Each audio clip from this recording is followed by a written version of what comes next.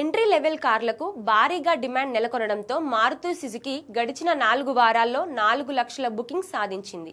Record స్థాయిలో 2.5 లక్షల యూనిట్లను విక్రయించింది. జీఎస్టీ రేట్ల క్రమబద్ధీకరణ తర్వాత కొత్త ధరలు సెప్టెంబర్ 22 నుంచి అమల్లోకి రావడంతో ఎంట్రీ లెవెల్ కార్ల అమ్మకాలు అనూహ్యంగా పెరిగాయి. గడిచిన నెల రోజుల్లో మొత్తం 4 లక్షల బుకింగ్స్ నమోదయ్యాయి. అంటే వారానికి 1 లక్ష బుకింగ్స్. ఇదే సమయంలో 2.5 లక్షల కార్ల అమ్మకాలు జరిగాయి. కంపెనీకి ఇది అత్యుత్తమ పండగ సీజన్గా నిలిచిందని మారుతి సుజుకి సీనియర్ అధికారి పార్థో బెనర్జీ తెలిపారు. ముఖ్యంగా చిన్న కార్ల విభాగానికి చెందిన ఆల్టో, సెలెరియో, వెగనాన్, ఎస్ప్రెస్కో మొత్తం 80,000 బుకింగ్లు నమోదయ్యాయని తెలిపారు.